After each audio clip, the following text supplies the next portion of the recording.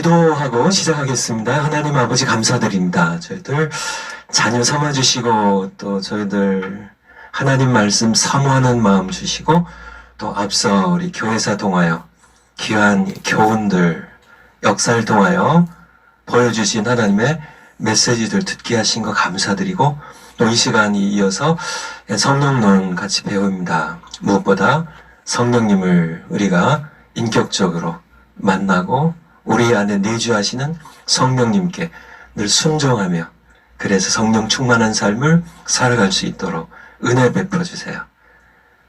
감사드리며 예수님 이름으로 기도하옵나이다. 아멘. 예, 하루 잘 계셨죠? 예. 우리 어제 했던 강의 한번 살펴보고 한번 파워포인트 띄워주실까요? 예, 어제 봤던 건데, 우리가 첫 번째가 성령 거듭 증생, 우리 정광 목사님 말씀표 93번에 있는 겁니다. 그리고, 우리 성령 세례에 대하여, 오랫동안 강의 들으셨죠?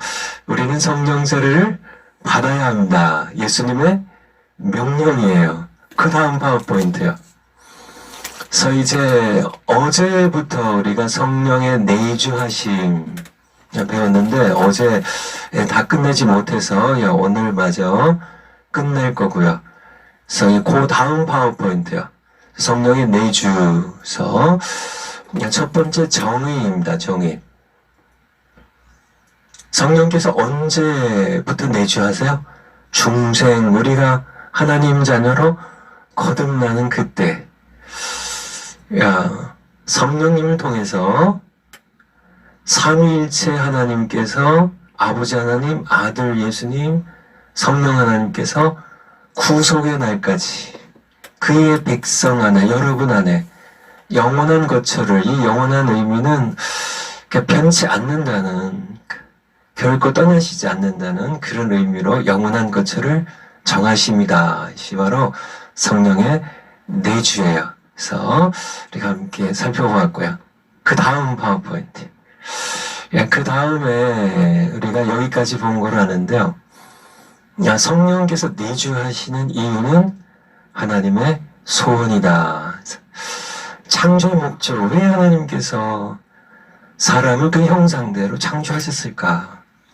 함께 사시려고, 우리와 함께 우리 가운데 사랑하면서 같이 사시려고. 이어서 모세를 통해 성막을 지키게 하신 이유도요. 성막고 조그만 정말 하나님 보시기에는 성냥갑보다 작은 정말 코끼리가 성냥갑 안에 들어가는 것보다 우주보다 크신 창조주 하나님께서 그 작은 텐트 안에 본인이 거처를 정하시고 거기 백성 가운데 있겠다고 하시는 그 작은 성막을 지키게 하신 이유가 무엇일까요? 바로 백성들 가운데 함께 사시려고. 그래서 세지파를 동서남북으로 모두 그렇게 천막 치고 거기서 살게 하시면서 함께 사셨던 시발 하나님의 소원이. 결국은 이스라엘 백성들이 배반하고 하나님을 떠나서 자신들의 욕망을 따라 우상숭배 길로 갔는데요. 그래서 하나님께서는 결국은 자기 하나밖에 없는 아들을 보내세요. 예수님이 이 땅에 오신 이유가 또 뭐라고요? 예수님께서 이 땅에 오신 이유는요? 바로 요한복음 1장 14절에 있는 것처럼 말씀이 육신이 되어 우리 가운데 거하심에, 우리가 그의 영광을 보니 아버지 독생자 영광이요, 하나님의 영광을 보여주시면서 우리 가운데 거하셨다고. 우리 가운데 사시기 위하여 육신 입고 이 땅에 오신 말씀이신 예수님에 대하여 우리에게 말씀해 주고 계시고요. 결국은 예수님 십자가 못 박아 죽이고 부활하신 예수님께서 승천하셨는데 이어지는 이런 맥락이에요. 성령의 내주하심의 이유는 창조부터 시작이 됐다는, 창조부터 하나님께서 같이 그의 백성들과 사랑하며 같이 사시려고 하시는 하나님의 강렬한 사랑입니다. 간절한 하나님의 마음이야. 하나님의 소원이에요. 창조부터 요한계시록 22장 종말에 이르기까지 하나님의 흐르는 그런 하나님의 소원입니다. 소원. 바로 성령의 내주하심, 그것을 우리가 함께 이해를 했으면 좋겠어요. 그래서 요한계시록 21장 3절 한번 올려주실까요? 요한계시록 21장 3절. 요한계시록 21장 3절. 이제 예수님께서 이제 재림하시고요. 최후의 심판이 이제 진행이 됐어요. 그리고 내가 들으니 보좌가 어떤 보좌예요? 흰 보좌입니다. 바로 심판을 베푸셨던 보좌예요. 바로 구원을 완성시킨 보좌예요. 하나님께서 앉아 계신 보좌예요. 큰 음성이 나서 가로되 보라, 하나님의 장막이 사람들과 함께 있음에 하나님이 저희와 함께 거하시리니.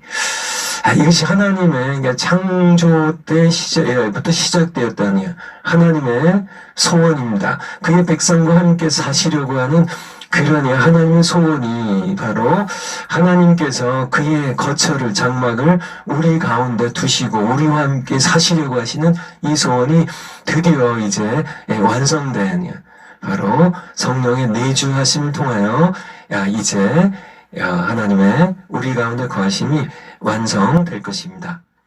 그러므로 이제 여러분들 지금부터 예수님 이제 재림하시고 이제 새하늘과 새 땅에서 거룩한 성에 하나님의 백성으로 하나님 모시고 우리가 영원히 살 텐데 이제 영원히 살 겁니다. 하루 이틀이 아니고 뭐 10년, 100년, 1000년이 아니라 영원히 우리가 하나님 아버지 모시고 그분이 이제 우리와 함께 사세요. 우리 가운데 장막을 두세요. 그리고 우리와 함께 사세요. 우리는 그의 백성이 되고 하나님께서 우리 하나님 아버지가 되셔서 우리가 함께 하나님과 함께 그분의 자녀로 영원히 살아갈 텐데요. 지금부터 성령이 내주하실 때 훈련해야 된다는 얘기예요. 모시고 사는. 어떻게 모시고 살아야 될까요? 즐겁게 모시고 살아야 돼요. 지금부터요. 정말 어제도 말씀드린 것처럼 물론 며느님들이 다 그런 건 아니지만 일부 며느님들이 시어머님 싫어하는 것처럼 집에 어쩌다가 이렇게 방문하시면은 그냥 이렇게 싫어하면서 그렇게 시어머님 모시듯이 성령님을 내가 모시고 산다면 나중에 이제 삼위 하나님을 우리가 함께 영원히 모시고 살 때 어떨까요? 지금 어떻게 될까요? 하늘나라에 가서 우리가 이제 하늘나라 이제 완성이 됐을 때 우리가 함께 영원히 모시고 살 때 지금부터 이렇게 하나님을 모시고 사는 것을 좀 어색해하고 불편해하는 분들, 며느님들처럼 그렇게 한다면 나중에 아마 이렇게 천국의 변두리에서 이렇게 어슬렁거리면서 살지 않을까 하는 생각이 들어요. 제가 미국에서 목회할 때 그런 생각이 종종 들었습니다. 주일 예배가 끝났어요. 주일 예배가 끝나면 이제 성전 문을 이제 예배당을 나서게 성도님들이 근데 꼭 이렇게 떠난 모습이 그렇게 정말 하나님 예배 드렸으니까 이제 그냥 성전에 계시고 따라오지 마세요. 그런 모습 같아요. 그러니까 제가 이렇게 늘 앞에서 예배를 인도하니까 성도님들의 그 예배 드리러 오신 성도님들의 표정이 가장 밝아지는 시간이 언제일 것 같으세요? 여러분은 언제신가요? 우리 성도님들 모습 보면 예배 끝나는 시간입니다. 시무룩하게 설교 언제 끝나나 하고 앉아있던 성도님들이 갑자기 예배가 끝나는 시간이 딱 되면 축도 딱 끝나면 얼굴이 갑자기 화내져요. 가지고 정말 이렇게 모습 보면 그 모습들 정말 애들 이제 데리고 이제 성전 나서는 모습들 보면 꼭 그런 모습 정말 하나님 제발 따라오지 마세요. 내가 다음 주에 꼭 다시 올 테니까 제발 그냥 성전에 계시고 따라오지 마세요. 그냥 여기 계세요 하시고 그렇게 성도님들이 꼭 그런 모습 같아요. 정말 철없는 자녀들이죠. 철없는요. 정말 철이 없는. 정말 하나님 모시고 가야지요. 예배드리고 하나님 모시고. 왜냐하면 우리와 함께 살고 싶어 하신 하나님. 정말 우리의 삶 속에 한복판에 내가 정말 그렇잖아요. 우리가 정말 죄로 욕망으로 탐욕으로 정말 구린내 나는 인생을 살지만은 그러면 우리 인생 가운데 한복판에 그의 성막을 짓게 하시고 우리와 함께 사시고 싶어 하시는 그 하나님입니다. 그 하나님, 이스라엘 백성들 가운데 성막을 짓게 하신 하나님, 아들 통하여 이곳에 찾아오셔서 우리 가운데 거처를 정하시고 아들 통하여 함께 사셨던 하나님, 성령이 내주하게 하셔서 삼일째 하나님께서 우리 가운데 함께 거하신 하나님, 그 하나님, 우리는 가능하면 어떻게 하든지 그냥 하나님 모시고 살고 싶어 하지 아니하느냐. 그냥 하나님 여기 꼼짝 말고 계세요. 내가 다음 주에 꼭 온다니까요. 그러니까 내가 일주일 동안 6일 동안 마음대로 내 마음대로 내 욕망대로 죄악 세상에서 정말 어두운 세상이 주는 그런 즐거움들 마음껏 즐기다가 그럴 욕망으로요. 하나님 없이 살고자 하는 그런 욕망으로 그렇게 하다가 그저 이렇게 주일날 한두 시간 하나님께 드리는 것으로 만족하려고 하는 그런 모습들을 너무 많이 보아왔습니다. 그런데 문제는요. 우리가 하나님 아버지를 모시지 않으면은 우리는 요한복음 14장에서 말씀하신 것처럼 우리는 공화입니다. 하나님이 여러분에게 어떤 관계예요? 아버지시잖아요. 하늘에 계신 우리 아버지이십니다. 아버지세요. 그쵸? 예수님 때문에 예수님 안에서 예수님으로 말미암아 하나님께서 우리의 아버지가 되셨습니다. 우리를 입양하셨죠. 로마서 8장 말씀처럼 다시 무수하는 종의 영을 받지 아니하고 양자의 영입니다. 입양의 영입니다. 하나님의 양자가 되는 영을 받았으므로 우리가 무엇이라고요? 아버지라 부르짖느니라. 우리에게 말씀하신 것처럼 우리에게 성령을 내주하게 하셔서 이제 뒤에 또 다시 배우겠지만은 성령의 내주하심이 바로 내가 하나님의 자녀임을 보증하는 인치심이에요. 우리가 하나님의 자녀인데요.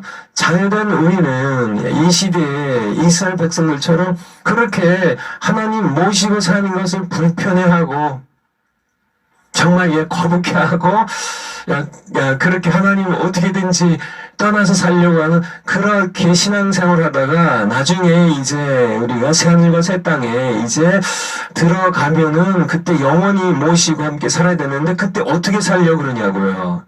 그때도 계속 정말 이렇게 변두리 어슬렁거리면서 하나님 멀리하면 살겠냐고요. 지금부터 우리가 하나님 즐겁게 모시고 사는 훈련을 내주하신 성령님을 모시고 살면서 우리가 살아가야만 된다는 것을 말씀을 드리는 겁니다. 우리가 이렇게 성령의 내주하심에 대하여 지식을 더 많이 배우는 것 그게 중요한 게 아니고요. 제가 1968년도에 봄에 이제 시골에서 제가 용인에서 자랐습니다. 저희 어머님의 친정이 용인이었는데 혼자 되셔가지고 아들 둘 데리고 20대 중반에 저희가 제가 초등학교 들어가기도 전인데요. 그래서 용인으로 가셔서 용인에 그 당시만 해도 지금하고는 이게 전혀 틀리죠. 그때 이제 정말 이렇게 시골 논농사 짓고 밭농사 짓는 내가에서 이렇게 살았는데요. 근데 이제 서울에 올라왔는데 제가 금호동에 살았다고 산동네. 근데 이 산동네 그 당시에 이제 금호동이 지금은 또 달라졌겠지만은 68년도니까 또 52년 전이네요. 그때 그러니까 가난한 동네예요. 그러니까 올라가 보니까 이렇게 이렇게 수도가 나오는데 이렇게 물치기가 그 당시 있었고요. 그리고 또 이렇게 연탄을 이렇게 새끼줄로 해가지고 이렇게 한 장, 두 장씩 이렇게 사다가 쓰기도 하고 또 봉지쌀입니다. 이렇게 보리쌀 뭐 이렇게 봉지, 신문지 이렇게 해가지고 아니면 종이 해가지고 그렇게 먹던 그런 시절이에요. 그 가난한 동네죠. 막노동한 그런 분들이 주로 모여 살던 그런 동네인데요. 이렇게 시골에서는 전혀 그쵸. 제가 전혀 듣도 보도 못했던 것들이 서울에 올라가니까 유행하더라고요. 그게 뭔지 아세요? 가출이라는 거예요, 가출. 가출이에요. 이게 제가 이렇게 보니까 그때가 이제, 박정희 대통령이 이제, 경제 개발 5개년 계획이라고 아마, 어르신들은 아마 다 기억할 겁니다. 그 당시 1968년도가 제2차 경제개발 5개년 계획이 이제 진행 중이죠. 아마 제가 알기로 7차까지 35년간 진행이 됐는데, 그 당시 이제 한국이 이제 전쟁이 끝나고 이제 50년대 이제 발발해서 끝나고요.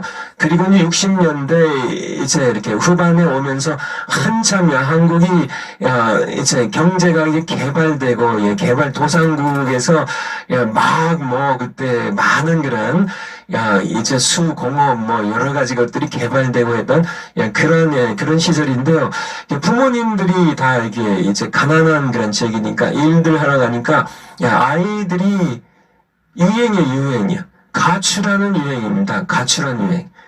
저는 전혀 뭐 시골에서 듣도 보도 못하는 가출인데 실제로 우리가 사는 동네에 애들이 여기저기 몰려가지고 학교는 안 가고 그렇게 가출한 아이들이 뭐 이렇게 패거리로 못된 짓 하면서 이렇게 진행된 모습들을 이렇게 많이 봤는데요. 그들이 왜 가출했을까요? 왜 가출했을까요?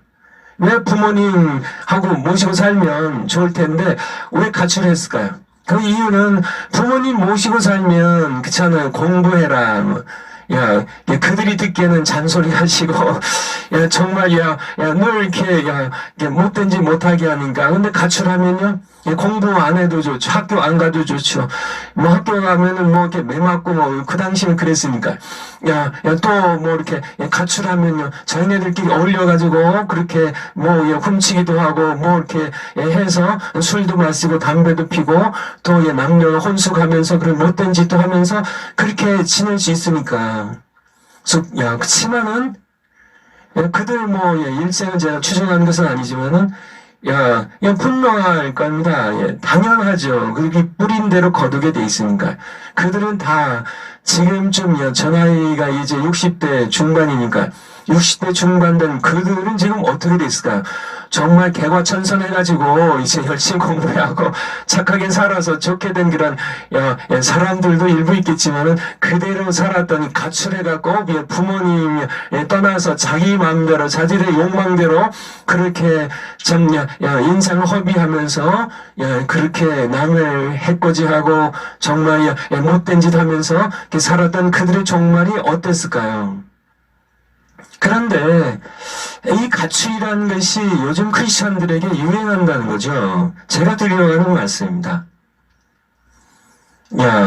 어제 드린 말씀처럼요. 누가복음 15장의 탕자처럼요. 아버지하고 같이 사는 게 그렇잖아요. 정말 이게 아버지께 그러잖아요. 아버지, 내게 돌아올 유산의 몫을 지금 주세요. 그렇게 아버지께 얘기하는데요. 그것은 쉽게 얘기하면 그런 얘기입니다. 아버지 참 오래도 사시네요. 내가 돌아가실 때까지 제가 기다릴 수 없으니까 지금 주세요 하고 정말 지게 작대기를 또 이렇게 패서 내쫓아야 될 그런 철없는 망나니 자식에게 아버지가 내줘요 그의 몫을. 그리고요 며칠 있다가 떠납니다. 근데 며칠 동안 뭘 해요? 재산 정리해요. 재산 정리. 재산 정리해가지고, 뭐, 아버지가 주신 소도 팔고, 뭐, 밭도 팔고, 재산 정리해가지고, 먼 나라로 갔다고요. 누가복음 15장에, 여러분 잘 아시는 말씀이죠. 먼 나라, 아버지, 당신 같은 아버지 필요 없습니다. 내 인생에서 아버지하고 같이 살고 싶지 않습니다. 야, 내 몫 챙겨주세요. 야, 나는 아버지 없이 살겠습니다. 이렇게 떠나는 이것이 바로 예수님께서 그냥 하신 말씀이 아니라 그것이 바로 우리의 모습입니다. 야, 오늘날 하나님 아버지 모시고 살고 싶어하지 아니하는 인생들의 죄된 모습에 대하여 예수님께서 분명하게 말씀해 주시는데요. 그 결과는 어떤가요? 항상 망하는 겁니다. 쫄딱 망하는 거예요. 하나님 떠난 모든 인생은요. 전 그와 같이 살아가는 모든 인생들은 하나님의 보호하심이 없고요. 하나님의 인도하심이 없고요. 하나님의 축복이 없으면은, 하나님께서 복주심이 없으면은, 인간은 반드시 망하게 돼 있어요. 기근이 왔습니다. 흉년이 왔습니다. 모든, 아버지의 재산 갖고 와서 전부 탕진했어요. 전부의 인생, 하나님 없이 살아가는 모든 인생은 탕진하는 인생입니다. 탕자의 인생이에요. 결국은 절망으로, 고통으로, 파멸로 떨어가는 그런 인생인데, 그럼에도 불구하고요, 이스라엘 백성들이 하나님 떠나서요, 우상 숭배하며 욕망들을 살았던 그들의 결과가 파멸이었던 것처럼, 북쪽 이스라엘 왕국도 아수르 제국이 망하고, 남쪽 유다 왕국도 바벨론 제국이 망하고, 결국은 포로 끌려가고, 성전이 불타고, 모두 함께 죽임을 당하거나, 비참한 상태로 빠진 것처럼요. 마찬가지입니다. 그렇지만은 이스라엘 백성들이 정신 못 차리고 결국 망한 것처럼요. 탕자가 결국은 예수님의 비유 가운데도 망하는 것처럼요. 오늘날의 크리스찬들의 모습도요. 가능하면 하나님께 가까이 하지 않으려고요. 하나님 가까이 하면요 거룩하게 살아야 되니까.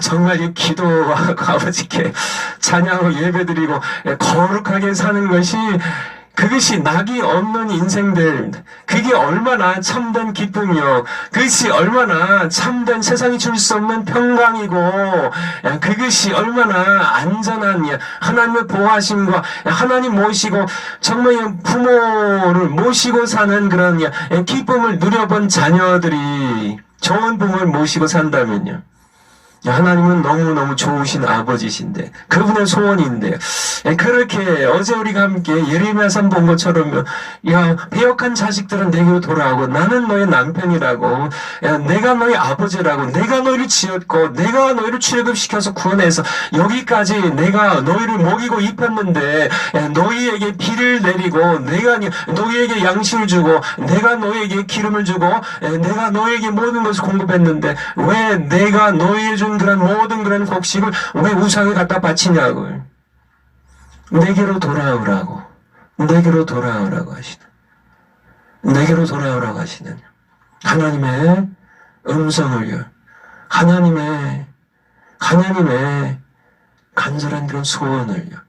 여러분들 예레미야서 읽으면서 우리가 이제 내년에는 이렇게 여러분과 우리 모두가 함께 구약 성경을 한번 같이 공부하게 될 텐데요. 그때 하나님의 마음을 우리가 함께 이해해 봤으면 좋겠어요. 이해해 봤으면 좋겠어요. 정말 요즘 이렇게 가출 소년들처럼 이렇게 1960년대, 70년대 유행했던 겁니다. 요즘 아이들도 가출 하나 모르겠는데요. 유행했던 그런 그 시절, 정말 그렇지만은 부모 떠나서 사는 것이, 그것이 파멸이라는, 하나님께도 마찬가지입니다. 정말 우리 하나님을 예배하고요, 성전에서 이제 성전 나올 때도요, 하나님 모시고 함께 그분은 우리와 함께 살고 싶어 하세요. 그것이 하나님의 소원이세요. 그래서 성령을 내주하게 하셔서 성령을 통하여 삼일체 하나님께서 거처를 우리 안에 정하시고 함께 살아간다는 거예요. 성경 요한복음 1장 12절 한번 올려주실까요? 요한복음 1장 12절. 요한복음 1장 12절. 영접하는 자 곧 그 이름을 믿는 자들에게는, 말씀이 말씀이신 예수님께서 창조자신데요. 우리 가운데 오셨는데 11절에 보면 자기 백성 영접을 하지 않았어요. 12절에 보면 영접하는 자, 곧 그 이름을 믿는 자들에게는 하나님의 자녀가 되는 권세를 주셨으니, 여러분과, 그러니까 예수님을 믿고 영접한 여러분과 하나님의 관계는 뭐예요? 여러분이 하나님의, 올려주세요. 요한복음 1장 12절. 여러분들이 예수를 영접했죠, 예수님으로. 그리고 그 이름을 믿는 자들인 여러분이 하나님과 여러분의 관계가 뭐예요? 여러분이 하나님의 자녀고 하나님이 여러분의 아버지세요. 근데 여기 보면 영접한다는 말씀이 나오는데 영접입니다. 영접하면은 우리 안에 들어오시는데요. 그쵸? 요한계시록 3장 20절에 내가 문 밖에서 두드리노니 누구든지 내 음성 듣고 문을 열면 내가 그에게로 들어가 그가 더불어 먹고 그는 나로 더불어 먹으리라고. 내가 그에게로 들어가는, 영접하는 것, 우리가 영접한다는 이 말씀은 내가 하나님의 자녀가 되는데, 그리고 하나님이 우리 아버지가 되시는데, 그분이 예수님을 통하여 또 내주하신 성령을 통하여 내 안에 들어오셔서 내 안에 함께 사신다는 말씀입니다. 이게 영접이 담겨 있는, 내 안에 내 곁에 사실 뿐만 아니라 내 안에 사세요. 내 안에. 그게 영접이라는. 그래서 예수님 믿고 하나님의 자녀로 거듭날 때에 우리의 상태는 예수님 말씀처럼 아버지께서 내 안에 계시고 내가 아버지 안에 있는 것처럼 너희가 내 안에 있고 내가 너희 안에 있고 너희가 내 안에 있으리라는 이 말씀 그대로입니다. 우리가 하나님 안에 있고 하나님 우리 안에 계세요. 하나님의 거처가 우리 안에 있어요. 그것이 바로 하나님의 자녀가 된다는 그런 의미, 그것을 담고 있는 것이 바로 영접하는 자, 곧 그 이름을 믿는다는 것, 그것의 의미임을 우리가 분명하게 알아야 됩니다. 그래서 이 세상 살 때요, 성령이 내주하신다는 사실, 그것이 하나님 아버지의 소원이라는 사실, 성령이 내 안에 내주하신다는 사실이 얼마나 든든한 것인지를 여러분들이 아시고 내주하신 성령님, 내 안에 성령이 내주하세요. 이 성령 하나님이십니다. 성령 하나님을 통하여 삼위일체 하나님께서요, 우리를 고아처럼 버려두지 아니하시고, 요한복음 14장이요, 우리가 함께, 아버지와 내가 함께 성령을 통하여 너희와 함께 거처를 같이 하겠다고 말씀하시는 그 예수님. 그래서 우리 안에 계시고 우리가 그분 안에 있느냐, 그분이 우리 안에 거처를 정하시고 사시는 이것이 얼마나 우리에게 영광스러운 것인지, 이것이 얼마나 감격스러운 것인지 여러분들이 아시고 늘 감사하며 성령의 내주하심을 누리면서요, 즐겁게 맛보면서 사시는 여러분들이 되시기를 축원을 드립니다. 세 번째, 우리 파워포인트, 그 다음 파워포인트. 성령의 내주, 정의에 대해서 말씀드리고, 두 번째는요, 하나님의 소원이라고요. 세 번째는 성령의 내주하신 성령님은 우리가, 여러분이 하나님의 상속자임을 보증한다는 이것에 대하여 함께 또 보도록 하겠습니다. 여러분이 하나님의 자녀인가요? 여러분이 하나님의 자녀이면 여러분은 또한 하나님의 상속자예요. 하나님의 상속자. 우리 고린도후서 5장 5절. 고린도후서 5장 5절. 고린도후서 5장 5절. 고린도후서 5장 5절.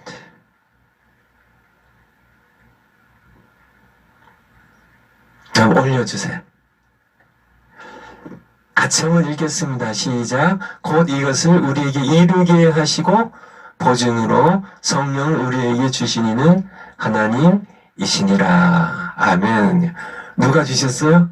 하나님께서요. 성령을 우리에게 주셨는데 무엇으로요? 보증으로 무엇에 대한 보증일까요? 에베소서 1장 13절 에베소서 1장 13절 에베소서 1장 13절 올려주세요. 그 안에서 예수 그리스도 안에서 너희도 진리의 말씀 곧 너희의 구원의 복음을 듣고 그 안에서 또한 믿어. 순서입니다. 구원의 복음을 들었어요. 그 다음에 믿었어요. 그러면 구원을 받았죠. 그러면은 하나님께서 뭘 하실까요? 약속의 성령으로 인치심을 받았으니 이렇게 우리가 구원의 복음을 예수님을 증거하는 진리의 말씀 구원의 복음을 듣고 믿음은 들음에서 나온다고요. 그러니까 들으니까 믿었어요. 믿고 구원을 받게 하시기 위해서 하나님께서는 약속의 성령으로 인치셨어요. 14절 같이 한번 읽겠습니다. 14절 시작. 이는 우리 기업의 보증이 되사 그 얻으신 것을 구속하시고 그의 영광을 찬미하게 하려 하심이니라. 이는이 누구를 가리킬까요? 약속의 성령을 가르쳐요. 약속의 성령입니다. 그래서 우리가 구원의 복음을 듣고 믿고 약속의 성령을 하나님께서 인을 치셨는데 이 약속의 성령은 우리의 이 기업이 무슨 뜻일까요? 기업이라는 뜻은 바로 하나님의 자녀로서 우리가 받을 상속받을 것을 가리키는 그런 단어죠. 그래서 우리가 하나님의 자녀로서 하나님의 상속자가 되어서 천국을 상속할 기업을 누가 보증하세요? 약속의 성령이 보증하세요. 우리 안에 계신 것으로 바로 우리에게 주시는 말씀입니다. 여러분들 이렇게 얼마 전에 우리 삼성그룹의 이건희 씨가 세상을 떠났는데요. 여러분들 젊었을 때 그런 생각 한번 해보셨나요? 나는 왜 우리 그러니까 부모님이 가난하셔가지고 받을 상속도 별로 없고 정말 나도 부잣집에 아들 딸로 태어났으면 정말 떵떵거리면서 이렇게 살 텐데 그런 부러워한 적이 없으신지 모르겠습니다. 여러분들 어떠세요? 이렇게 정말 이렇게 대단한 부잣집에 재벌가에 태어났으면 큰 집에 이렇게 아파트가 100평 넘는 그런 아파트들이 있나요? 그것보다 더 좋은 집들, 고급차, 외제, BMW나 벤츠나 여러 가지 차들, 이렇게 수행하는 사람들, 있고, 정말 그렇게 수많은 사람들 주목받으면서 살아가는 그런 삶을 여러분들 부러워하시는지요?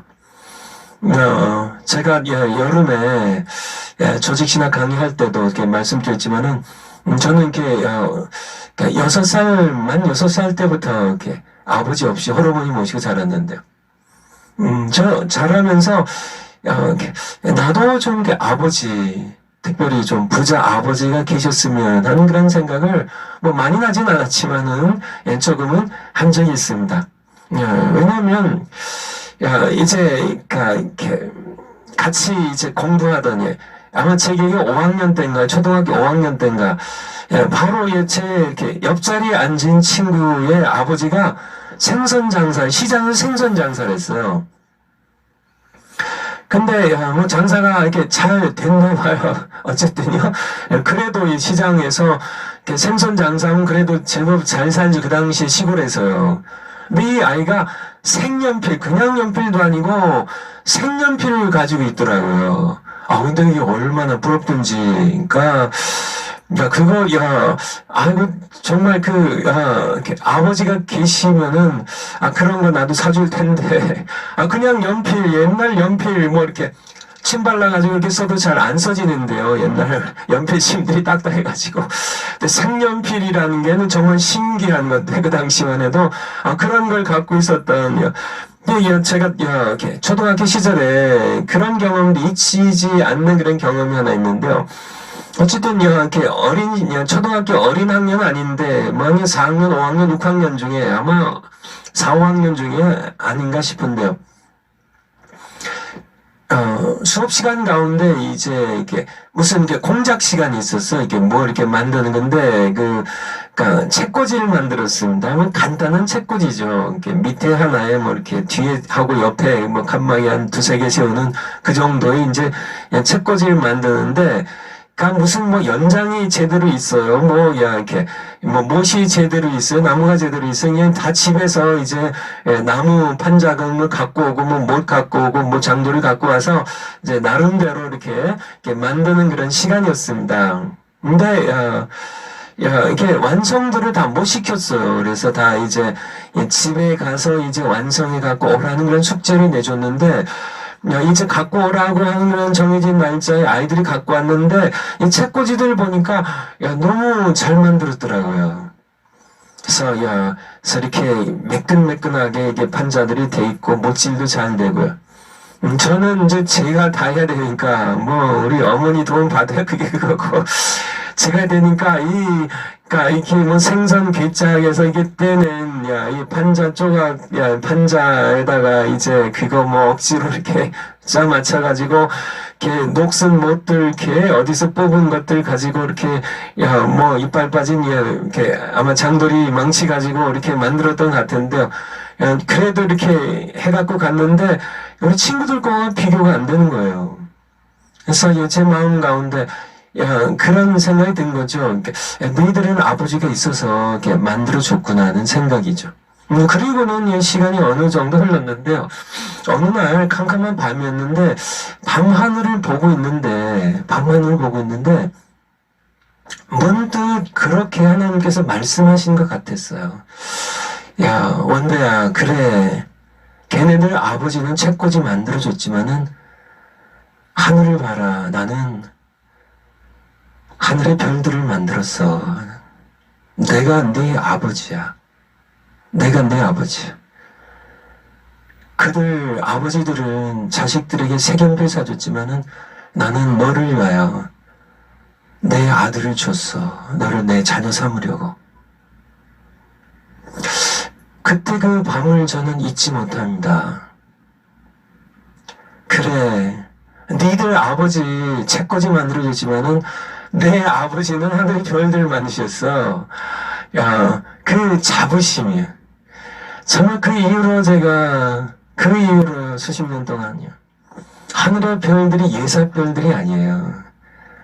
그냥 우연히 거기에 만들어진 별들이 아니라 바로 우리를 위하여, 저를 위하여 하나님, 내 아버지께서, 우리 아버지께서 만드신 우리 아버지 작품이에요. 아버지의 책꽂이에요. 제가 길을 걸을 때도 작은 풀포기 하나에 작은 꽃 하나도 예사풀들이 아니에요. 우리 아버지께서 만드신 창세기 1장 보세요. 우리 아버지께서 지으신 그런 그 이후로 제가 부잣집 아이들도 부럽지 않았고 마찬가지입니다. 이간희 씨, 누구든지요. 어떤 그런 재벌도 사실은 우리 하늘 아버지보다 더 부자는 없거든요. 여러분의 아버지, 여러분 아시나요? 여러분의, 로마서 8장 17절 한번 찾아주실까요? 로마서 8장 17절. 로마서 8장 17절. 로마서 8장 17절입니다. 같이 한번 읽겠습니다. 시작. 자녀이면 또한 후사, 곧 하나님의 후사요. 그리스도와 함께한 후사니 우리가 그와 함께 영광을 받기 위하여 고난도 함께 받아야 할 것이. 여러분이 하나님의 자녀인가요? 16절 한번 볼까요? 바로 앞절입니다. 성령이 친히 우리 영으로 더불어 우리가 하나님의 자녀인 것을 증언하시나니 내주하신 성령께서 증거하세요. 우리가 하나님의 자녀예요. 우리의 영혼에 야, 성령께서 내주하시면서 말씀해 주세요. 네가 하나님의 자녀야. 네가 하나님의 딸이야. 자녀이신가요? 자녀이면 또한 후사, 상속자입니다. 야, 하나님의 상속자. 야, 여러분 하나님의 상속자예요. 야, 이재룡 씨, 그가 아니라, 이명철 씨보다, 정주영 씨보다 더 부자. 하나님이셔야 만물이 그의 것인데, 그분의 하나님의 상속자입니다. 천국을 상속받은 하나님의 상속자들이세요. 제가 이렇게 목회하면서, 미국에서, 목회하면서, 제가 참 이렇게 배짱으로, 쉬운 세상 말로 얘기하면 배짱으로 했습니다. 아무도요. 참 보이는 세계에 어떤 세력도, 보이지 않는 세계, 어떤 사탄 세력도 아무도 나를 건드릴 수 없는 게 우리 아버지가 하나님이시니까요. 배짱이죠, 배짱으로. 그쵸. 그분이, 물론, 고난도 허락하시고, 다시지만은, 궁극적으로는 그분이 막아주시기 때문에요. 나 훈련시키기 위해서 고난도 주신 것이지, 하나님께서 나의 보호자이시고요. 그냥 보호자가 아니라 아버지시기 때문에, 배짱으로 하는 거죠. 교회 목회하면서, 이 교회 망하면, 내 교회 망하냐. 내 교회 아니거든요. 내 교회 아니거든요. 하나님 교회거든요. 우리 아버지 교회거든요. 그래서 그냥 제가 뭐 교회에서 그쵸. 가지 많은 나무에 바람 잘 날 없다고 뭐 작은 세 식구, 네 식구, 다섯 식구가 있는 게 작은 집안 일들이 끊임없이 일어나는데 교회 식구들이 많으면은 뭐 많은 일들이 있죠. 뭐 많은 일, 누가 뭐 아프고 누가 싸우고 뭐 여러 가지 일들이 많이 일어나지만은 그렇게 담대하게 할 수 있었던 이유는요. 담대할 수 있었던 그냥 우리 아버지 교회니까. 뭐 내 교회 아니니까. 근데 제가 열심히 한 이유는요. 정말 열심히 했는데요. 근 30년 동안 열심히 했는데 그 이유는 내 아버지 교회니까. 내 아버지 교회니까 내가 열심히 해드려야죠. 누가 지어낸 얘기인지 모르겠지만은 아마 이런 일들은 많이 일어날 겁니다. 어떤 식당에 불이 났는데요. 그래서 손님들이 막 뛰쳐나왔습니다. 그래서 불구경하고 있는데, 이렇게 불구경하는 사람들을 막 해치고, 이렇게 불이 난 식당 안으로 뛰어들어가는 그런 청년들이 있었다고 그래요. 나중에 알고 보니까 누굴까요? 식당 주인집 자식들이에요. 구경꾼들, 불났다고, 재밌게 구경하는지 모르겠지만은, 그래서 잘 탄다 하고, 이렇게 구경하는지 모르겠지만은, 그러니까 정말, 우리가 자녀이면 또한 후사예요. 하나님의 후사예요. 그리스도 함께한 후사니, 그리스도 함께한 상속자니, 우리가 그와 함께 영광을 받기 위하여 또한 고난도 함께 받아야 할 것이라고 하신 말씀처럼, 우린 그렇습니다. 정말, 우리 하나님의 자녀, 하나님의 상속자이기 때문에, 그 영광은 이루 말할 수 없는 겁니다. 생각만 해도 하늘에 계신 우리 아버지요 하고 주기도문 할 때마다 여러분 마음 가운데 감동이, 감격이, 행복감이 넘쳐야 되는 이유가 바로 하나님을 내가 아버지라고 부를 수 있느냐. 아버지라고 부를 수 있느냐. 내가 하나님의 자녀라는 것이 이게 꿈이에요, 생시입니다. 예수님께서 이루어주신 거예요. 그래서 내가 하나님의 상속자인데 그것을 보증하는 것이 보증입니다. 이 워런티라고 그래요. 보증이 바로 누구냐고요? 내주하시는 성령님이라는 겁니다. 그래서 성령이 내 안에 내주하시면 내가 하나님의 자녀이고 하나님의 상속자, 이것을 보증합니다. 내가 하나님의 자녀로서요. 내가 불난 식당에 뛰쳐들어가는 자식들처럼요. 그쵸. 우리 아버지가 위험하고 아버지의 재산이니까. 정말 우리가 하나님 아버지 교회를 위하여 우리가 이렇게 열심히, 요번에도요, 이렇게 철관 그런 용들 왔을 때 함께 싸우시고, 왜 그렇게 싸울까요? 그들은 돈 받고 왔지만은, 우리는 돈을 들여서 와가지고, 왜 그렇게 싸울까요? 우리 아버지 교회니까. 우리 아버지 교회니까요. 예, 그렇지 않아요. 이것은, 우리가 뭐 아버지, 그쵸. 식당에서, 다른 그런 모든 종업원들은 돈 받고 일하지만은, 돈 안 주면 일하지 않지만은, 자식들은요, 돈 안 받고도 일합니다. 돈 안 받고 일해요. 아버지 식당이니까, 그렇잖아요. 그쵸. 그리고 그것이 다 내 것이니까, 식당이 내 것이니까, 내가 상속할, 하나님의 자녀들이 우리가 상속해야 할 하나님의 천국을, 하나님께 속한 모든 것들이 자녀는 우리에게 상속해 주실 텐데요. 영원히 우리와 함께 사시면서 우리와 함께, 이제 살아가신 우리 하늘 아버지이신데요. 우리가 그분의 자녀로서 또한, 고난도 함께 치르는 것, 그것이 바로 우리가 하나님의 상속자임을, 이기 때문에 우리가 하는 것이고요. 우리가 하나님의 상속자임을 보증하는 것이 바로 무엇이라고요? 성령의 내주하심이라는. 그래서 우리 베드로전서 1장 17절. 베드로전서 1장 17절입니다. 정말 내가 하나님의 그쵸. 이 생각만 해도 베드로전서 1장 17절입니다. 생각만 해도 너무 감격스러운. 그래서 제가 이렇게 주기도문 하면서 가장 마음에 감격스러운 것은 1장 17절. 주기도문의 첫 부분입니다. 너희는 이렇게 기도하라. 마태복음 6장 9절이죠. 하늘에 계신 우리 아버지여. 베드로전서 1장 17절 같이 한번 읽겠습니다. 시작. 외모로 보시지 않고 각 사람의 행위대로 판단하시는 자를 너희가 아버지라 부른즉. 여러분들, 아버지, 각 사람을, 외모로, 출신 성분으로요.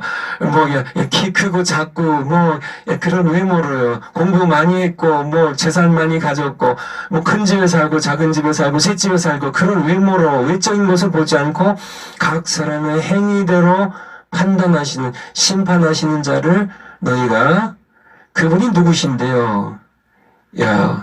하나님이시죠. 저의 심판을 아들 통해 하실 하나님이시죠. 우주의 창조자신 그분을 너희가 아버지라 부른즉. 여러분 그분을 아버지라 부르시나요? 아버지라 부르시나요? 하나님을 아버지라 부르시나요? 아바가 이제 히브리 아람어로요.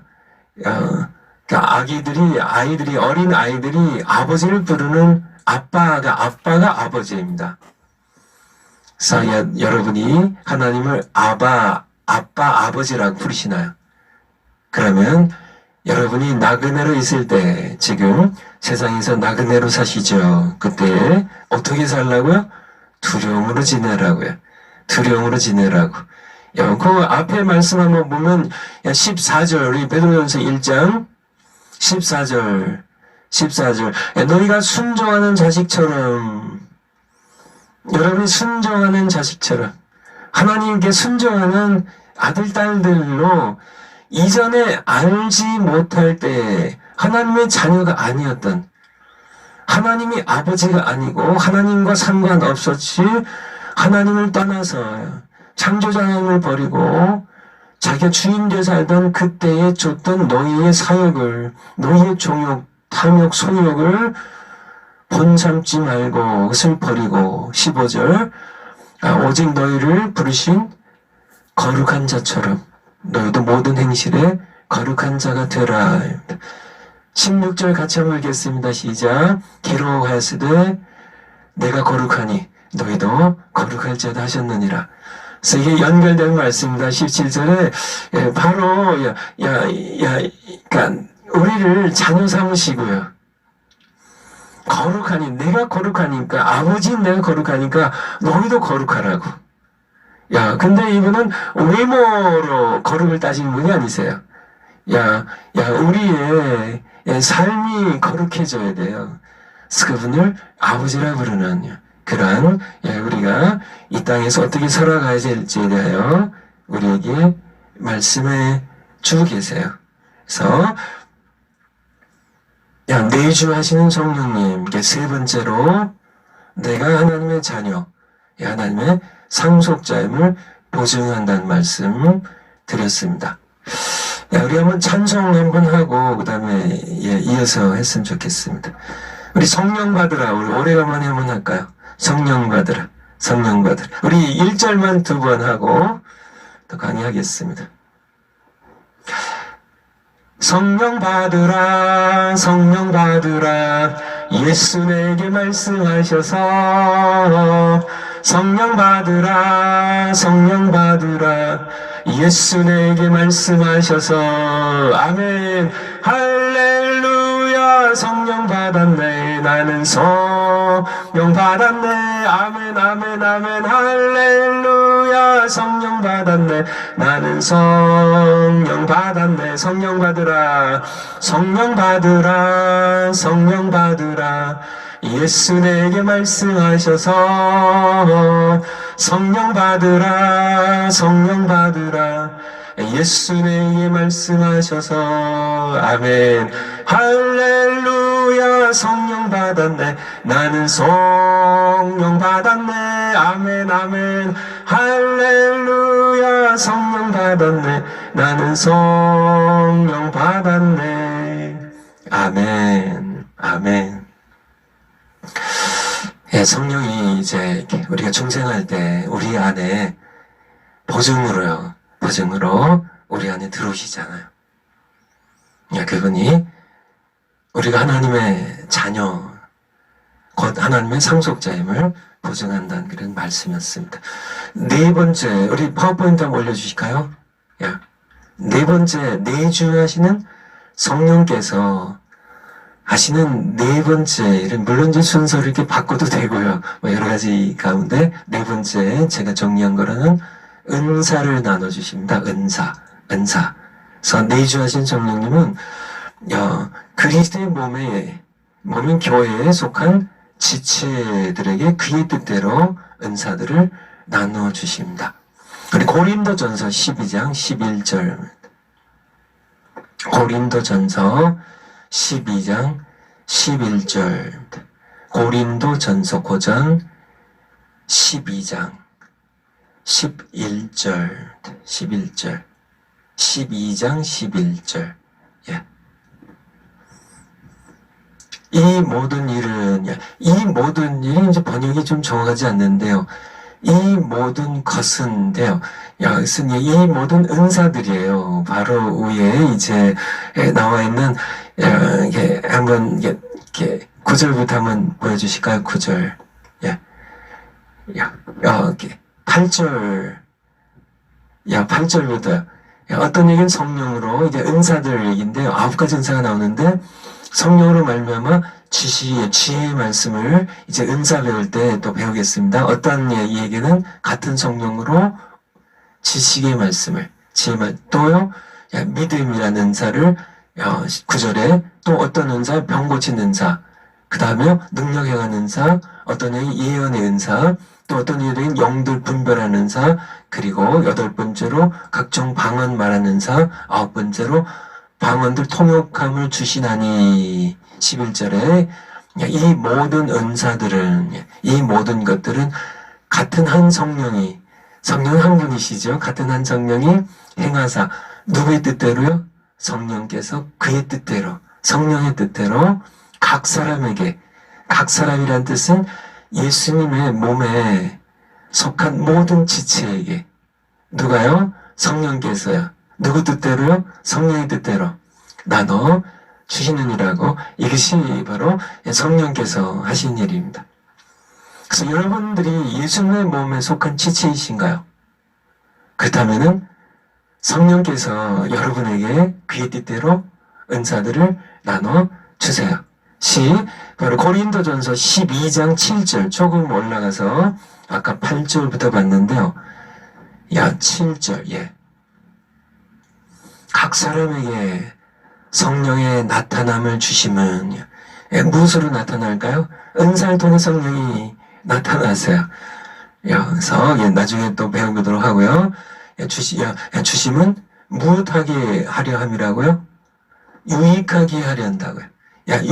무엇을 유익하게 할까요? 그리스도의 몸인 교회를 바로 성령께서 은사를 주시는 목적이 유익하게입니다. 자기 개인이 자랑하라고 병고치 은사 주신 게 아니고요.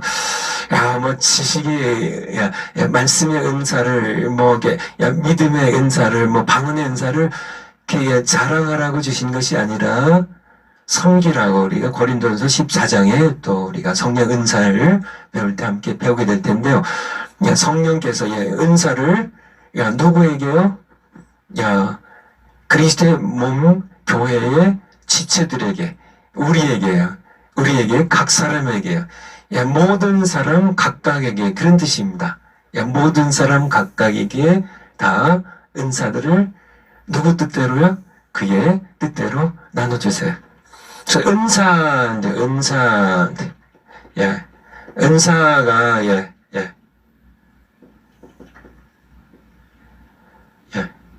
카리스마입니다. 카리스마.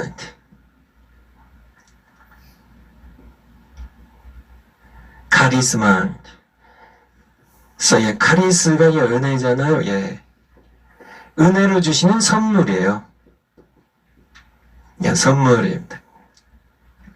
은사입니다. 은사로, 영어로 이렇게, 기프트라고, 은사에 대해, 이렇게 내주하시는 성령께서 우리에게 선물 주세요. 선물을. 그래서, 이제, 성탄절이 이렇게 다가오는데요. 그쵸? 미국은 이렇게, 이제 추수감사절이죠. 추수감사절, 이렇게 땡스기빙 데이의 다음 날을, 추수감사절이 늘 이렇게, 그러니까 11월, 이렇게 매년 11월 네 번째 목요일 날 오는데요. 그래서 추수감사절이 목요일 날인데, 그 다음 금요일을 블랙 프라이데이라고 그래요. 검은 금요일이라 그러나요? 그때부터 이렇게 쇼핑의 광풍이 붑니다, 미국에. 그래서 약 한 달 동안 성탄절 전야까지, 그 전날까지, 그러니까 완전히, 한국의 모든 상가들이, 사람들이 버글버글하죠. 그래서 일반적으로 얘기하기를, 미국의, 이 상점들의 1년 매상의 절반 정도가 요 한 달 동안 팔려나간다 그래요. 그래서 이렇게 완전히, 이때 이제 일종의 대목이죠. 추수감사절이 그 다음 날부터, 성탄절 바로 전날까지, 그때까지, 부모님들이 자식들 선물 사고, 자식들이 부모님 선물 사고, 부부간에 서로 선물 사고, 친구들 사고, 제가 이렇게 은퇴할 때 보니까 제가 이렇게, 넥타이가 한 100개 정도 되더라고요. 넥타이가, 이게, 제가, 목회하면서 한 30년 동안, 이 넥타이, 제가 산 넥타이는 이게 딱 하나입니다. 요게 제가, 지난번에 제가 넥타이고 아무것도 안 갖고 그냥 이렇게 한국에서 이제 미국에서 이제 잠깐 아니지만 네 달 동안 한국에 와서 좀 이렇게 쉬었다가 가려고 이렇게 아무 준비도 없이 왔는데 갑자기 우리 정원 목사님이 조시신하게 다음 주 월요일부터 하라 그래가지고 급하게 하나 샀던. 네, 나머지 100여 개 넥타이는 전부 다 선물 받은 거예요. 선물. 제가 정말 이렇게 많은 이렇게 한 30년 이렇게 목회하면서 이렇게 선물을 이렇게 받다 보니까 이렇게 나눠주기도 하고 이렇게 갖고 있기도 하고 정리하면서 한 30개 정도는 남기고 전부 이렇게 또 다 나눠 드렸는데요. 아니면 이제 좀 이렇게 많이 쓴 것들을 버리기도 하고. 선물에 대해서 우리가 이 성탄절 하면은 왜 선물들 주고받을까? 요즘 한국에서도 이렇게 성탄절 되면 선물 받나요? 성탄절 제가 한국에서 30여 년 만에 처음 맞는 성탄절인데 요즘 어떻게 하세요? 여러분들 선물들 서로 주고받나요? 가족끼리. 근데 제가 보기에는 성탄절에 선물 주고받는 그것은 성경적인 전통이 아닌가 싶어요. 왜냐하면 성탄절은 하나님께서 선물 주신 날이니까. 이사야서 9장 6절 한번 볼까요? 이사야서 9장 6절. 이사야서 9장 6절 496 이사야 9장 6절 메시아의 예언인데요.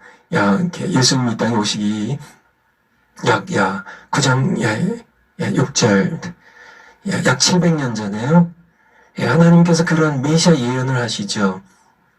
이는 한 아기가 우리에게 낳고 한 아들을 우리에게 주신 바 되었는데 그 어깨에는 정사를 메었고 그 이름은 기묘자로 모살.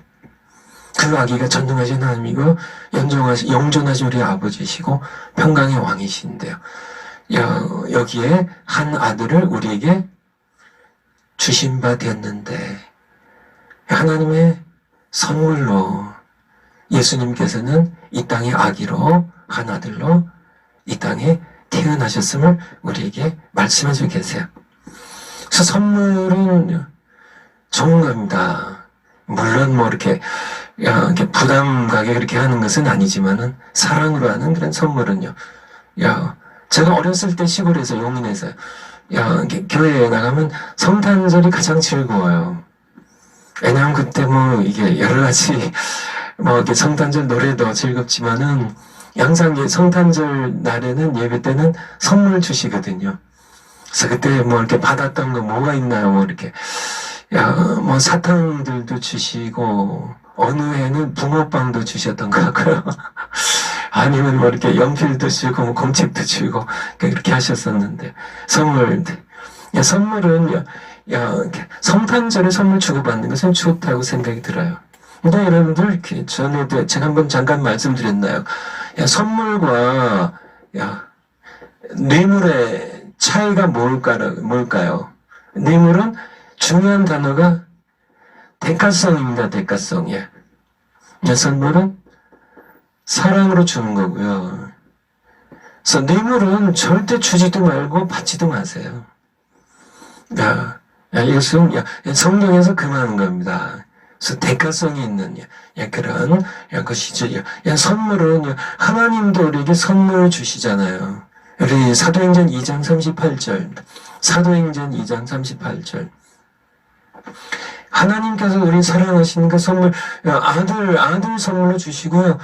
또 사도행전 2장 38절 2장 38절 행 사도행전 2장 38절 하나님께서 이 약속은 2장 38절 거기에 있네요. 선물 얘기가 나오죠. 베드로가 가로되 너희가 회개하여 각각 예수 그리스도 이름으로 세례를 받고 죄사함을 받으라. 그리하면 성령을 무엇으로요? 선물로 받으리니 라고요. 하나님께서 주신 선물이 많은데요. 에베소서 2장 8절 에베소서 2장 8절 2장 8절 빨리 찾으셨네요. 올려주세요. 너희가 그 은혜리나 믿음으로 말미암아 구원을 얻었나니 이것이 너희에게서 난 것이 아니요 하나님의 선물이라. 선물은 좋은 거예요. 하나님께서 선물을 주길 좋아하세요. 사실 여러분들 이렇게 하나님의 가장 귀하고 큰 선물이지만은 예수님이 우리를 구원하시고 보내주신 가장 귀한 선물이고 그걸 통해 주신 구원도 선물이고요. 성령 우리에게 주신 것도 성령도 선물이시고 실상은 우리가 누리는 이 세상에는 모든 선한 것은 전부 하나님의 선물인 건 여러분 아시나요? 야고보서 1장 16절 야고보서 1장 16절 야고보서 1장 16절 내 사랑하는 형제들아 자매들아 속지 말라 17절입니다. 같이 한번 읽겠습니다. 시작. 각양 좋은 은사와 온전한 선물이 다 위로부터 빛들의 아버지께로서 내려오다니 그는 변함도 없으시고 회전하는 그림자도 없으시니라. 여러분들, 여러분들이 누리는 모든 선한 것들은 전부 하나님의 은혜의 선물이에요. 하나님의 은사요 선물입니다. 다 위로부터 빛들의 아버지께로부터 내려와요. 그래서 16절에 스스로 속지 말라고요. 사랑하는 형제들아 16절입니다. 내 사랑하는 형제들아 속지 말라고. 15절에 보면 욕심이 잉태한 즉 죄를 낳고 죄가 장성한 즉 사망을 낳느니라고요. 우리는 내가 욕심을 부려가지고요. 내가 열심히 일해가지고 돈 많이 벌어가지고 내가 자동차도 사고 내가 자식도 잘 키우고 뭐 이런 여러 가지 것들을 내가 욕심으로 내가 소유하는 줄 알고 그것을 내가 더 많이 거머쥐는 줄 알고 생각하지만은 속지 말라고 스스로 자신을 속이지 말라고. 우리에게 필요한 모든 선한 것은 다 위로부터 빛들의 아버지께로 여러분들의 아버지께로부터 내려오기 때문에 그분이 주신 선물이기 때문에 모든 것입니다. 모든 이 죄로 말미암아 범해지는 사탄으로부터 오는 그런 모든 악한 것들은 그것들은 하나님과 상관없는 것들이지만은 그것은 우리의 욕망 때문에 그것들이 우리에게 접근하는 것들이지만은 정말 우리에게 우리 생명도요 우리 선한 모든 것들 우리 구원에 필요한 모든 것들이요 모든 선한 것들은 전부 위로부터 빛들의 아버지 여러분들의 하늘 아버지께로부터 내려오는 것들이기 때문에 모든 선한 은사 것들은 전부 하나님의 선물이에요. 우리가 우리 생명을 누리는 것, 숨 쉰 것조차 쌀 한 털도요, 정말, 모든 채소도요, 꽃 한 송이도요, 우리에게 불어오는 신선한 바람조차, 모든 것들이 전부 하나님께서 우리에게 주시는 하나님께로부터 내려오는 선물이에요.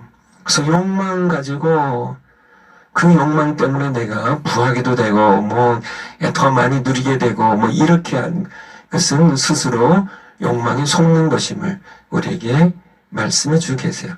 그런데 아버지께서 아버지 하늘의 빛들의 아버지께서 주시잖아요. 빛들의 아버지께서 예수님께서는 우리에게 뭘 주셨을까요? 예수님께서는 우리에게 자신의 몸을 주시고요. 누가복음 22장 19절 누가복음 자 선물로 아버지도 22장 누가복음 22장 19절부터입니다.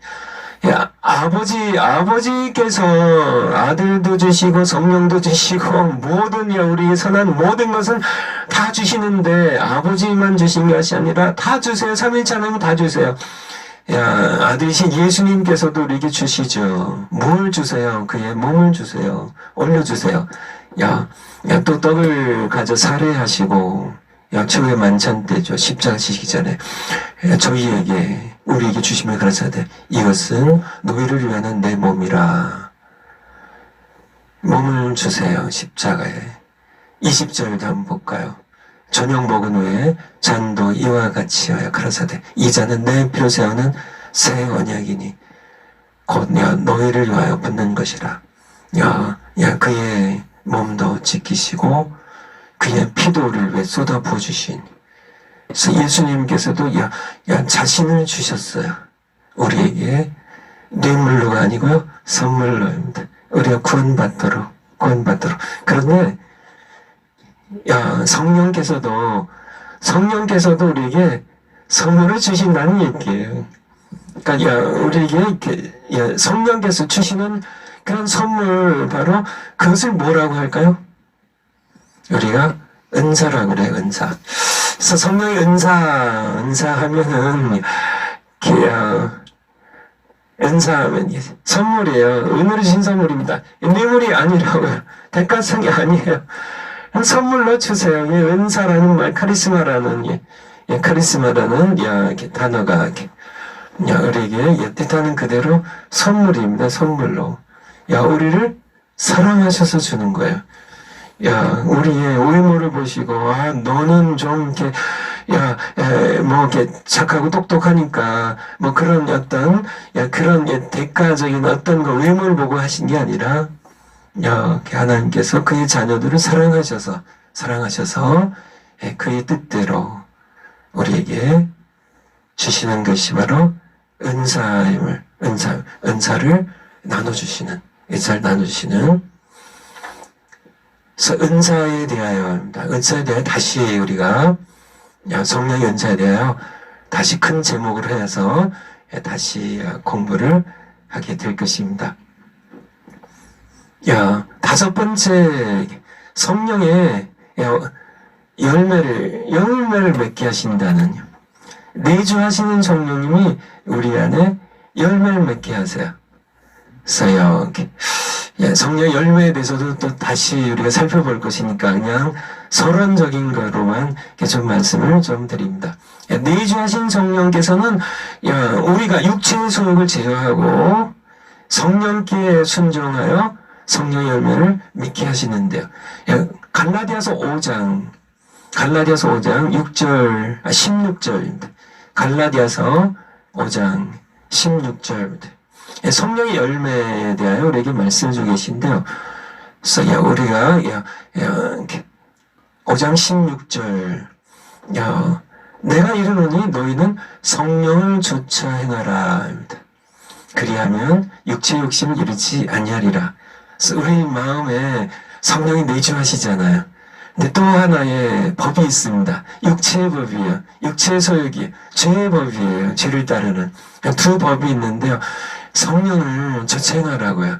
육체의 욕심을 따르지 말라고. 그래서 육체의 소욕을 따르면 성령을 거스르게 되고 육체의 열매를 맺게 되죠.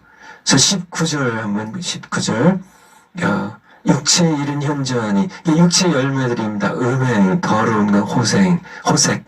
20절에 우상숭배 이런 것들이, 21절에 투기, 술 취한 방탕, 이러한 것들이 어떻게 하면은요, 우리 안에 여전히 살아있는 죄성입니다. 육체의 소욕을 따르게 되면 죄성에 대하여 좀 이렇게 생각해 봤으면 좋겠고요. 따르게 되면 우리는 육체의 열매를 맺어요. 그런데 성령의 소욕을 따르면 5장 22절입니다. 그 다음 절, 성령의 소욕을 따르면 성령의 열매입니다. 9가지의 특성이 있는데요. 사랑, 희락, 화평, 오래 참음, 자비, 양선, 충성, 온유, 절제 열매를 우리가 맺게 됩니다. 그래서 이것에 대해 한번 살펴보고 오늘 강의를 좀 정리하려고 합니다. 우리는 여기에서 이제 육체의 일이 나와 있고, 육체의 일이 나오고 있고, 성령의 열매가 나와 있는데, 우리는 둘 중에 어떤 열매든지 맺게 돼 있다는 거예요. 우리는 내가 숨쉬고 살아있는 한은 둘 중에 한 가지 열매를 열매 없이 살 수는 없다는 얘기입니다. 중립지대는, 회색지대는 없다는 얘기. 성령 열매를 맺지 않으면 우리는 육체 열매를 맺어요. 이 두 가지 중에 우리가 하나를 맺는다는 것을 우리는 알아야 됩니다. 마태복음 7장 15절부터 보면 예수님께서 산상수훈을 마무리하시면서 갑자기 거짓 선지자 얘기를 하세요. 마태복음 7장 15절부터 하시면서 거짓 선지자들을 7장 15절부터 갑자기 거짓 선지자 얘기를 하시는데요. 16절에 보면 그의 열매로 그들을 알지니 가시나무에서 포도를 또는 엉겅퀴에서 무화과를 따겠느냐, 그게 아니라는 얘기죠. 17절에 이와 같이 좋은 나무가 아름다운 열매를 맺고 못된 나무가 나쁜 열매를 맺나니. 18절 같이 한번 읽겠습니다. 시작. 좋은 나무가 나쁜 열매를 맺을 수 없고 못된 나무가 아름다운 열매를 맺을 수 없느니라. 가시나무가 엉겅퀴가 포도나 무화과를 맺을 수 없고, 무화과 나무가 이렇게 나쁜 못된 그런 열매를 맺을 수 없는 것에서, 그러므로 20절에 그의 열매로 그들을 알리라고 우리에게 말씀하고 있어요. 우리는 둘 중에 하나입니다. 예수님의 말씀에 의하면 나쁜 열매를 맺든지 아름다운 좋은 열매를 맺든지 둘 중에 하나예요. 둘 중에 하나인데, 세상은 열매를 좋은 열매를 맺으라고 계속 학교에서 가르치고 세상도 가르쳐요. 하지만 세상은 왜 이렇게 그렇게 교육기관들이 있고 수천 년 동안 교육을 시켰고 정말 사회 전체가 이렇게 법을 만들어서 좋은 열매를 맺고 못된 열매를 맺으면은 이렇게 재판을 하고 감옥에도 넣고 사형도 시키고 뭐 이렇게 하는데도 왜 세상은 점점 더 나쁜 열매로 가득 차고 세상은 점점 더 악해져 갈까요? 왜 그럴까요? 문제가 무엇일까요? 어떤 나무가 좋은 열매를 맺으려면은 먼저 좋은 나무가 되어야 된다는 이 사실을 성경이 말씀해 주고 계시고 예수님께서 지적하고 계신 겁니다. 그래서 세상은 계속 나쁜 나무예요. 세상은 결코 혁명을 통해서도, 공산혁명을 통해서도요, 교육을 통해서도요, 여러 재판 제도를 통해서도, 세상 그 무엇을 통해서도, 상보제도를 통해서 무엇을 통해서도 결코 나무를 바꿀 수 있는 능력이 없어요. 아담이 범죄한 이후로 이 만남이 하나도 없어요. 모두 치우쳐서 다 죄인입니다. 죄의 지배 아래 있어요. 모두 못된 나무입니다. 모두 나쁜 나무예요. 모두 나쁜 나무인데 나쁜 나무에게 자꾸 좋은 열매를 맺으라고 하니까 맺어지나요? 예수님께서 하시는 그런 정확한 말씀은 좋은 열매를 맺으려면 먼저 좋은 나무가 되라는, 좋은 나무가 되면 좋은 열매를 맺게 된다는, 먼저 포도나무가 돼야 포도를 맺을 수 있지. 가시나무에게 자꾸 포도 맺으라고 그렇게 아무리 교육을 하고 아무리 혁명을 하고 아무리 애를 써도 포도는 결코 좋은 열매는 맺을 수 없다는 얘기입니다. 그렇다면은 세상이 좋은 나무를 만들 수 없죠. 무엇으로도요. 그래서 정말 나쁜 나무를 좋은 나무로 만드는 것은 오직 하나님 한 분이세요. 그래서 우리가 고린도후서 5장 17절에 보면 여러 곳에 많이 나와 있지만은 고린도후서 5장 17절, 고린도후서 5장 17절, 고린도후서 5장 17절. 그런즉 누구든지 그리스도 안에 있으면 새로운 피조물이라. 그참을 뜯습니다. 시작. 그런즉 누구든지 그리스도 안에 있으면 새로운 피조물이라. 이전 것은 지나갔으니 보라 새 것이 되었도다. 이전 것이 뭐예요? 못된 나무는 못된 열매를, 선한 열매를 맺으려고 해도 로마서 7장 말씀처럼 결국은 못된 나무를 못된 열매를 맺을 수밖에 없는, 선을 행하고자 하는 마음이 있지만 늘 포로로 죄에 끌려가서 못된 그런 죄를 짓고 마는, 못된 열매를 맺고 마는 그런 이전 것은 지나갔으니 보라 새 것이 되었도다. 좋은 나무가 되었도다입니다. 그것을 누구든지 그리스도 안에 있으면 새로운 피조물이라고요. 새로운 피조물, 신분에 관한 말씀입니다. 새로운 피조물이에요. 우리가 하나님의 자녀가 되었습니다. 하나님의 자녀가 됐어요. 좋은 나무가 됐어요. 나쁜 나무는 지나갔어요. 새 것이 되었어요. 좋은 나무가 되었어요. 신분에 관한 말씀입니다. 우리가 거듭났을 때, 좋은 나무가 새로운 피조물이 됐을 때, 우리는 그러면 좋은 열매만 맺나요? 여러분 거듭나셨을 때 여러분 화도 안 내고 정말 오른뺨 치고 왼뺨 돌려대고 정말 그렇게 하셨어? 정말 남시기 안 했어. 여러 가지 크고 작은 죄도 범하지 않으셨나요? 왜 우리가 좋은 나무가 됐는데 왜 나쁜 열매들이 또 맺혀질까요? 우리는 과정 가운데 있다는 얘기예요. 성화의 과정입니다. 신분은 100% 새로운 피조물이 됐어요. 영원히 변치 않는 하나님의 자녀입니다. 신분은 됐는데 여전히 나쁜 나무에 죄성이 남아있어가지고요. 그러니까 우리가 이제 영화의 과정에 오를 때까지요. 정말 우리가 이제 예수님 다시 오셔서 이제 새하늘과 새 땅 들어갈 때까지 이 성화의 과정 가운데에는 우리 죄성이 남아 있어가지고요. 바로 이 죄성을 이렇게 누르고요. 이 죄성을 십자가 못 박고 좋은 열매를 비로소 맺을 수 있게 하시는 것이 바로 내주하시는 성령입니다. 여러분 여기까지 이해하시겠어요? 로마서 8장 13절 마지막 한번 찾아보고 그리고 마치겠습니다. 로마서 8장 13절 같이 한번 읽겠습니다. 시작. 너희가 육신대로 살면 반드시 죽을 것이로되 영으로서 몸의 행실을 죽이면 살리니. 맞습니다. 우리가 너희가 누구예요? 하나님의 자녀예요. 여기 계속 나오죠. 이게 14절에 하나님의 자녀란 자녀이면 또한 후사 하나님의 상속자 그리스도 안에서 너희는 우리가 하나님의 자녀들입니다. 근데 자녀 우리가 좋은 나무로 하나님께서 새로운 피조물로 좋은 나무로 바꾸신 신분이 바뀌었어요. 그러니 우리가 계속 13절 올려주세요. 바뀌었어요. 그래서 그런데 우리가 아직 우리 안에 남아있는 죄성입니다. old natures. 우리의 그러니까 옛 성품입니다. 옛 자아예요.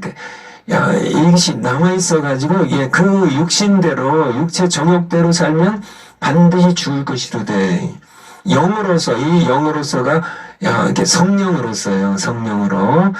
이렇게 14절에는 하나님의 영입니다. 성령으로, 너희 몸의 행실을 죽이면 살리니, 죽이라 그러면 살 것이라는 그런 말씀입니다. 그러니까 우리가 이 성령께서 우리 몸의 행실을 그러니까 못된 열매를 맺는 이 옛 사람의 이 죄성을 성령이 죽여요. 죽인다는 게 강한 단어입니다. 죽이라고 네 몸의 행실을 정말 내가 이전에 옛 사람에 여전히 남아있는 죄성을 내가 성령으로서 너희 안에 내주하신 성령으로서 죽이면 살 것이라고요. 우리가 이 말씀이 담고 있는 내용이 바로 성령의 열매를 이렇게 조금 정리하면 여러분들이 하나님의 자녀 맞죠? 어떻게 알아요? 여러분 안에 계신 내주하시는 성령님이 이것을 보증하시죠. 그래서 여러분들이 이제 좋은 나무가 되셨어요. 좋은 나무입니다. 여러분들은 100% 좋은 나무예요. 이전 것은 지나갔습니다. 새로운 피조물이에요. 여러분은 100% 영원한 하나님의 자녀들입니다. 그런데 우리가 좋은 나무인데 이제 앞으로 우리는 이제 하늘나라 이제 거룩한 땅에 거룩한 상에 이제 들어가면은 이제 예수님 다시 우리는 좋은 나무 좋은 열매만 맺을 겁니다. 근데 아직까지는 성화의 과정 가운데 있어요. 그래서 여전히 죄성들이 남아있기 때문에 우리가 성령의 열매를 맺으려면 좋은 열매를 맺으려면 어떻게 된다고요? 그것을 돕는 것이 바로 성령이세요. 그래서 이 성령의 열매는 우리가 우리의 능력으로 우리의 열심으로 맺는 게 아니고 성령께서 우리로 하여금 맺게 하시는 겁니다. 우리로 하여금 이렇게 열매를 맺도록 어떻게 맺게 하세요? 우리 육체의 소욕을 죽게 해서요. 우리가 성령을 따라 행하는 성령의 내주하신 내 안에 계신 성령님께 순종하면서 살면 성령께서 우리 안에 있는 옛 죄성들을 십자가에 못 박으시고 열매를 맺게 하시는데 그것을 성령의 열매라고 해요. 그래서 그것에 대하여 이제 다시 한번 성령의 열매를 사랑, 희락, 화평, 오래 참음, 자비, 양선, 충성, 온유, 절제 이렇게 9가지 이렇게 한번 차례로 한번 이렇게 살펴보면서 다시 한번 나중에 공부하도록 하겠습니다. 기도하겠습니다. 하나님 감사드립니다. 저희들 정말 아무것도 아닌데 성령님이 우리 안에 내주하게 하셔서 성령님 따라 성화의 길을, 좋은 열매 맺는 길을, 우리 육체 수욕을 십자에 못 박으며 맺는 길을 걸어가게 해주셔서 감사드립니다.